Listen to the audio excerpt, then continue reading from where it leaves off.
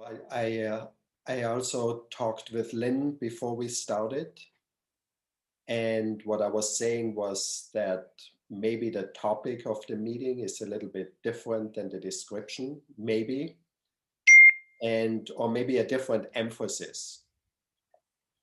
And I think the title I would give it now is How Does an Experienced Focuser, in this case myself, learn mindfulness? And I think many of you had the experience of learning a different modality, such as, in my case, also nonviolent communication.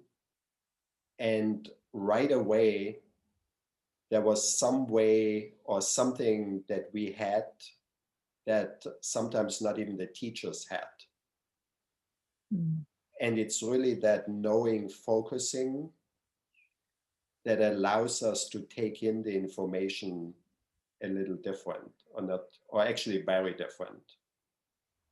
And Lynn was quoting Jean in response to what I just said. And so I'm asked, could you please say that again? Because I think it's a really beautiful description of what I want to get into. I'm not sure I remember Jean's exact words, but something about how focusing gives everything a quality of immediacy and personal meaning and depth that we can integrate all kinds of things with this experiential rootedness and making whatever it is our own through focusing. Was that what I said, Robert? Something like yes, that. And so what I would like to do is just take some very simple mindfulness directions and really give us time to notice what we do with that as focusers. And one of the beautiful things about focusing is how we can customize everything for how something fits for us right now. So maybe we can just start out finding a meditation posture. And sort of instead of thinking I should be straight and I should be this, just really give ourselves time to find that posture that's allowing us to be alert and also comfortable.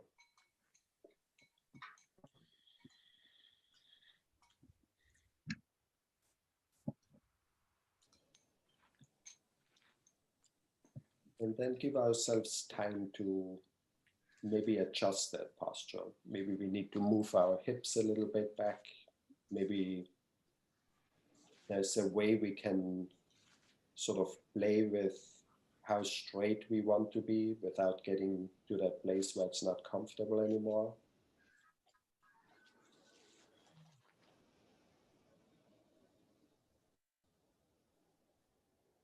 And really find exactly what's right for us right now.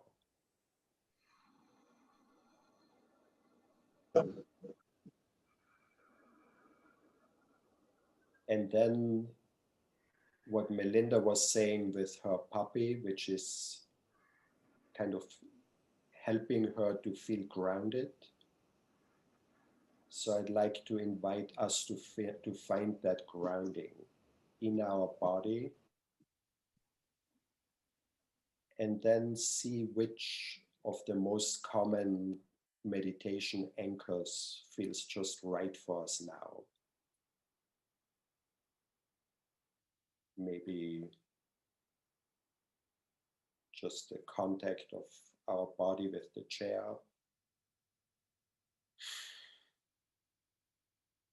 Maybe feeling the breath.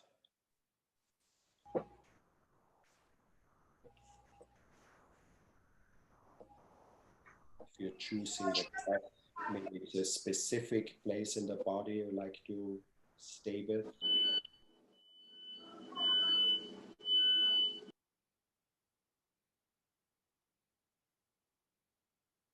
And maybe use the sounds around you as an anchor. Maybe the body is not that comfortable today, or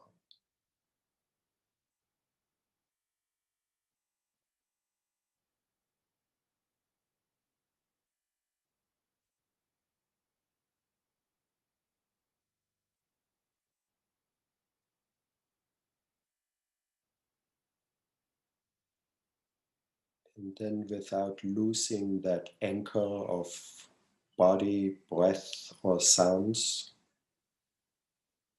notice if there are any thoughts or feelings you're aware of right now.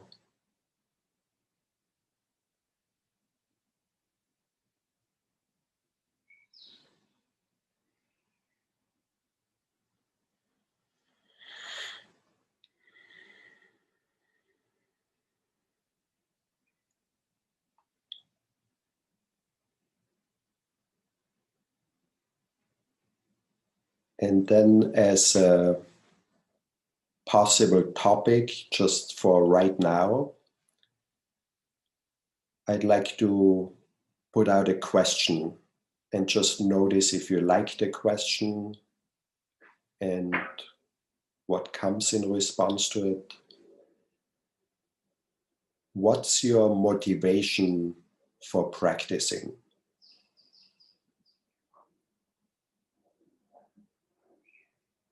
What's your motivation to practice focusing, or if you have a meditation practice, to meditate?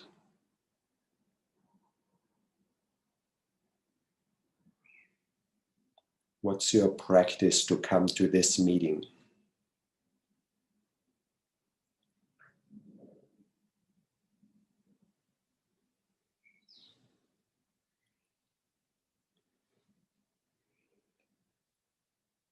And then just notice what comes in you.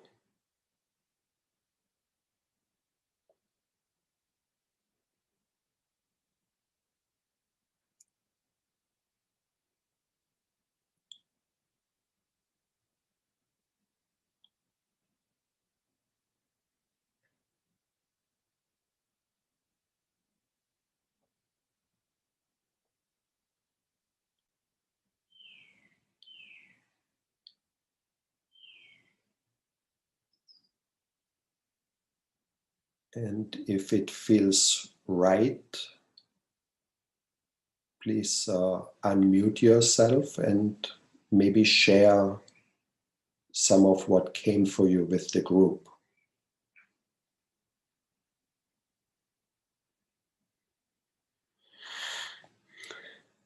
And as a group, we are all experienced listeners, so there's a welcoming space to hear you. I'd like to share. I was surprised. The question, I thought, oh, I like that question, but I was really surprised. I've been a Zen practitioner for over 20 years and focuser for over 10. But what really came very strongly was I wanted to find a home. I wanted to find a home for both practices within. Yeah. So thank you. So maybe we can all notice how that finding a home lands in our bodies. Thank you. What came up for me many years ago, over 20, and when I first started with Buddhism first and then focusing, has always been peace. Looking for a peaceful place and peaceful practitioners.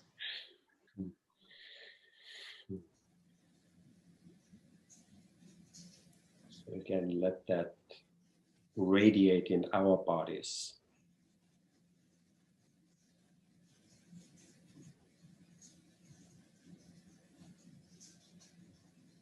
What came to me is my ambivalence about practice.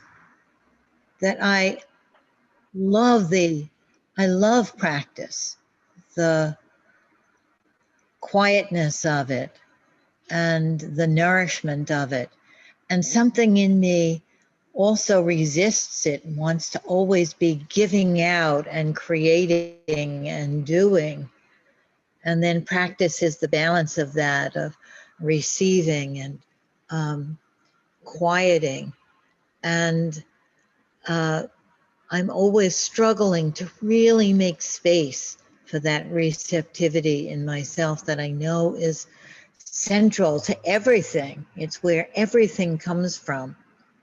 And for some reason, something gets like jumpy about, oh, but I have to do this and I forgot to do that.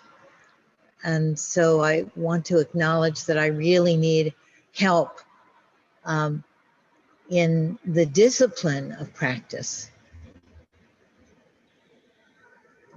So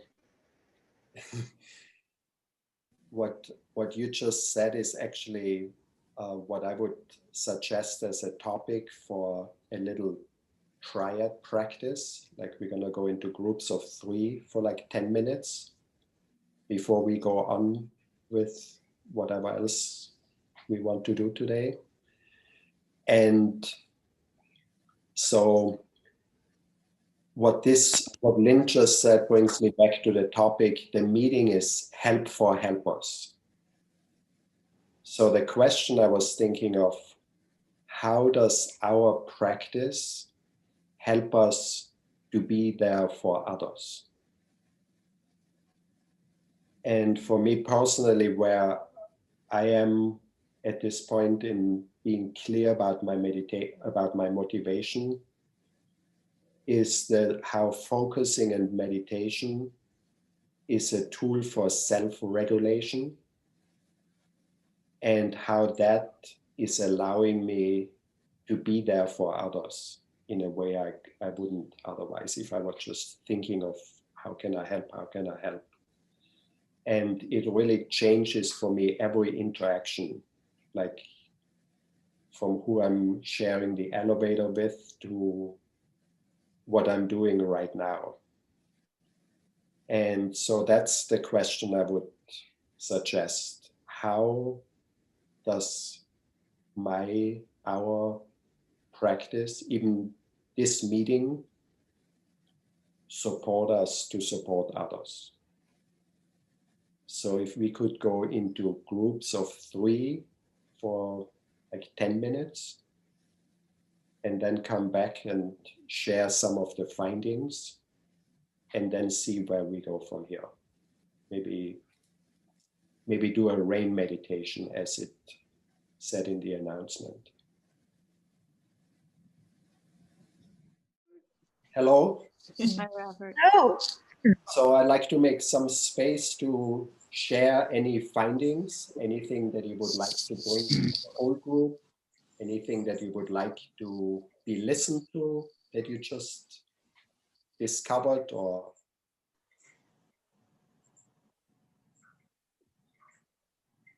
and if you'd like to speak, just unmute yourself. And For me, meeting the breakout groups always have this feeling of a hug. It's that I have so much gained from the warmth and people talking from their heart, and it's so easy and comforting and nurturing. I know it sounds like an advertisement for focusing, but it is. For me, this has been an awesome community, and it's like I feel like I landed in the right spot. Someone said about feeling like you found a home. That feels very close to what this does for me, and I'm grateful. I'm really grateful, and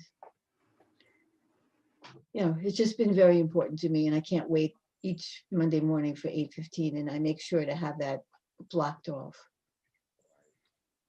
we like you as an advertisement for our group. Thanks. I'll continue then. Put that on Facebook and Twitter. Oh, but it's a secret. I mean, in some ways I want to keep it my own, and other ways I want everyone to know. So Yes. conflict. Well, we are all with you. Yes. And we all have our own version of home and what Yes. it's like to be in this group and what it feels like in our body. And I think I'm taking your invitation to appreciate our practice and our coming together to practice even more. And really, I think that's a great thing about meetings like this, to give ourselves time to really feel how good it feels.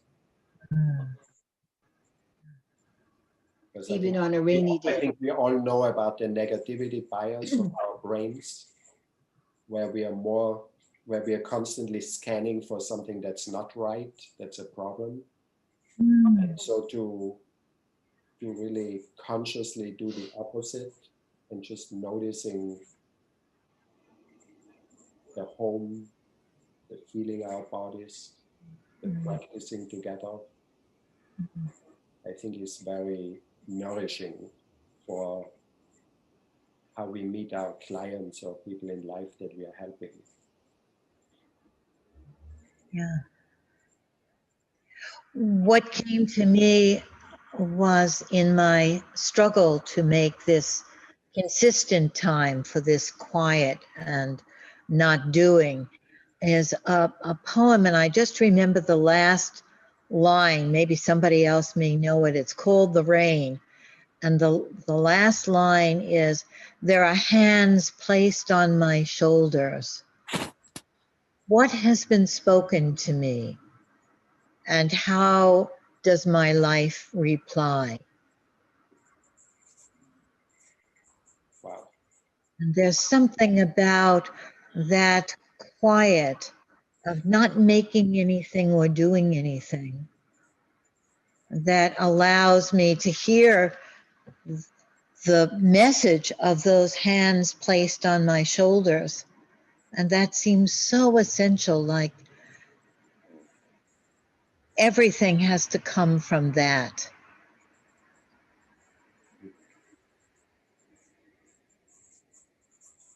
Wow, thank you. And it also makes me think of what Melinda and Lynn were talking about before the meeting started, which is presencing the upcoming Thanksgiving, and how that I think it can always be stressful and happy in different ways, but this year in the pandemic, it's sort of another level of difficulty.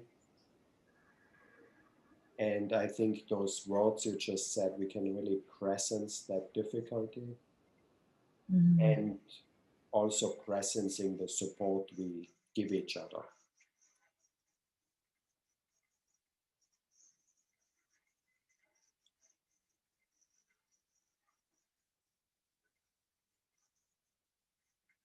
Hi, I just want to say too that in terms of what you were saying, Lynn, that what came to me was the similarities with focusing and meditation is a grounding, but also finding new places. And that's very exciting for me. Even with this, you know, what in our group, we talked also about the pandemic and Thanksgiving that kind of led into that, and just finding new ways of being. And that's what focusing and meditation does for me. So thank you, Robert. Thank you. And I think what that makes me think for me personally, and I think it's true for many, is that self-regulating and giving ourselves a home, a safe space, allows us to go out and explore new places. Because if we are only in fear, it's really difficult to want to try something new. And then all the messages we get, we shouldn't be in the same habit or in the same place all the time, just make it worse. I mean, it did for me. And I think to have that place, that home, that in the body, then we can really go out and explore. And I think in ourselves, but also in the world, doing more things and going to new places. As you were talking, I'm sorry, just 1 second, because I realize some people need to leave earlier. Robert is actually going to be offering a series for coronaplaza.life on mindfulness. I just realized that, Robert, and that's going to begin in a couple of weeks. I just wanted to mention that in case if anyone wanted to join, because space will be limited. Yeah, it's going to be on Thursdays at 2 p.m. That's 4 Thursdays in December. But actually, and I went through a little meltdown when I saw it on the fourth Thursday in December is the 24th. And it took me like a half day to get the 3 people who are interested so far to agree on a time. And then I saw that the 4th day is the 24th. And so anyway, so the way I left it now is that together as a group, once we start, we're going to decide if that 4th day is going to be skipped for a week, the Thursday, or if we find another day in December to complete it. And it's going to be limited to 7 or fewer, because it's almost like what we're doing now, but we won't need to go into breakout groups. And if more people are interested, there's that we can schedule something else. And Robert, what time, just for those in different time zones? It's 2 p.m. New York time, Eastern Standard Time. And what else? Right now, I'm in no need to earn money, so it's free of charge. And I'm also doing this to complete my certification as a meditation teacher. I'm training with Tara Brugger and Jack Cornfield. And this is the last 2 months of my training. And the practicum is part of that. So I will ask for some feedback and have that sort of officially filled out and hand it to my supervisors. How long? From 2 to what? 90 minutes, 1.5 hours. And I would like you to commit to 4 sessions. And then there's an opportunity to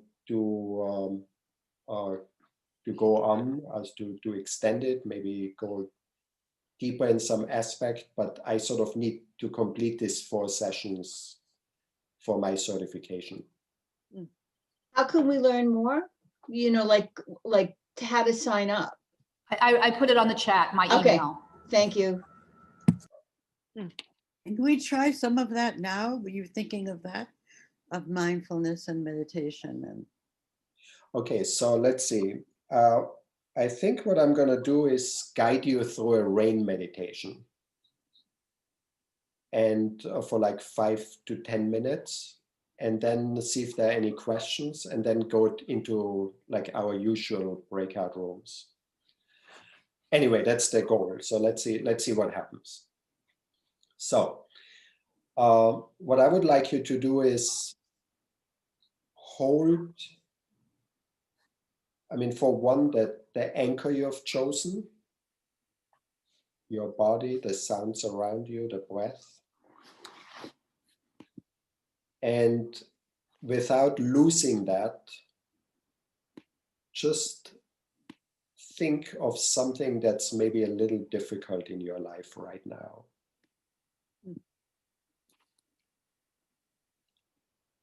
If it's a few things, maybe see which of those would be good to be with, like for about 10 minutes.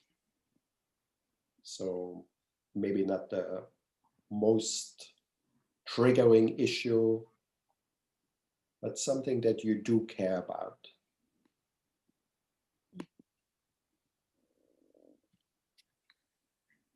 And then the first letter in RAIN is to recognize that. So you're recognizing, yes, it is in my life.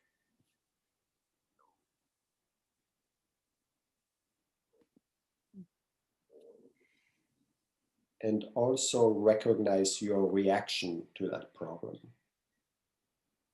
Maybe a habit of yours, maybe a difficult person, maybe something in the world that's happening that's really difficult to absorb.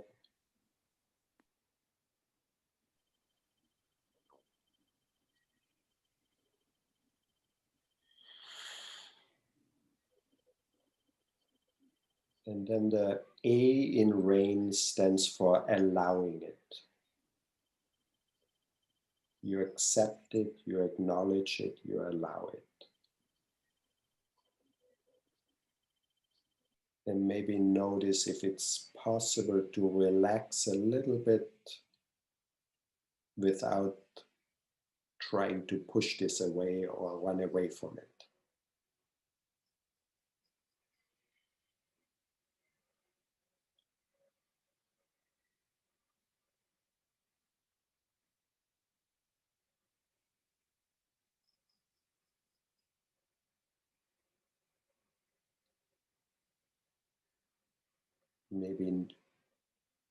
Maybe notice or maybe presence your anchor again, your breath, your body sensations,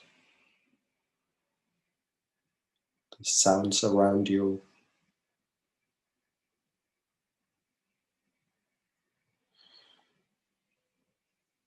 And then the letter I stands for investigate.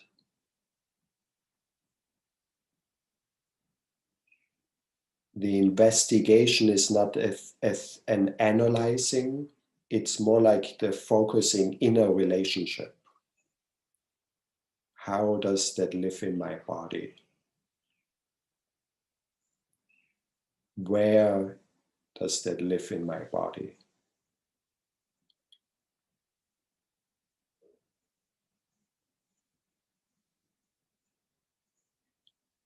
Is it pleasant, unpleasant, neutral?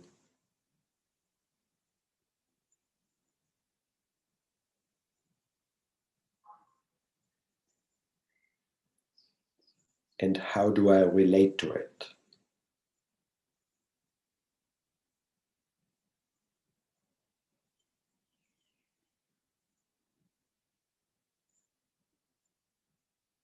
And then do the best you can to be curious and kind.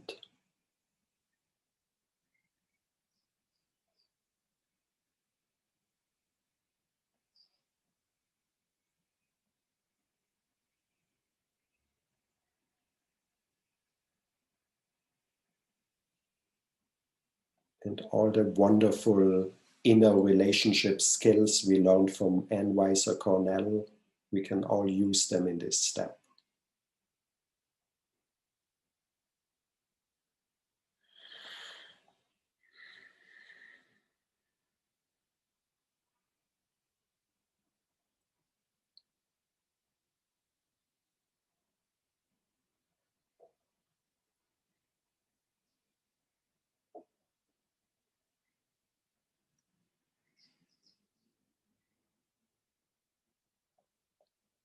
And then the last step of rain, as it's taught by Tara Brach,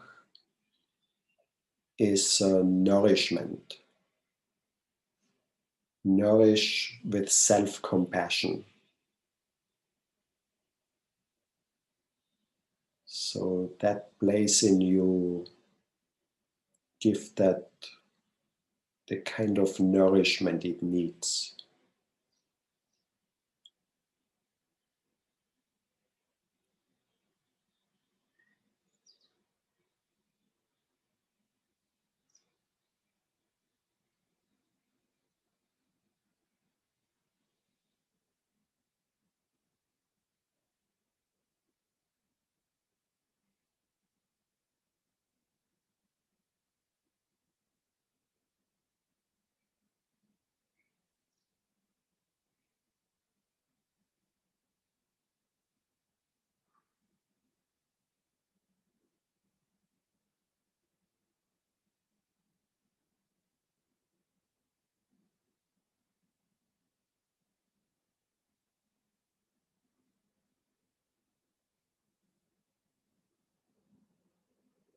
And then again, notice your anchor, your breath, your body,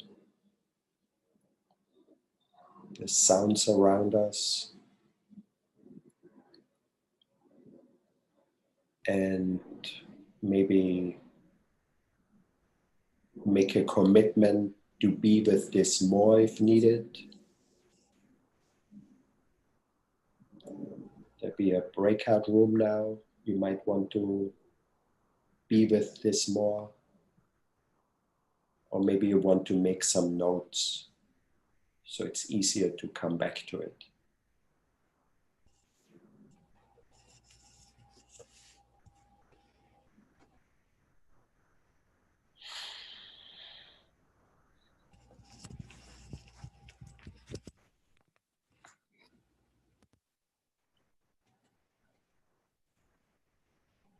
And then at your own pace, come, maybe if you had your eyes closed, open them. And if you have any question, just unmute yourself and say your question.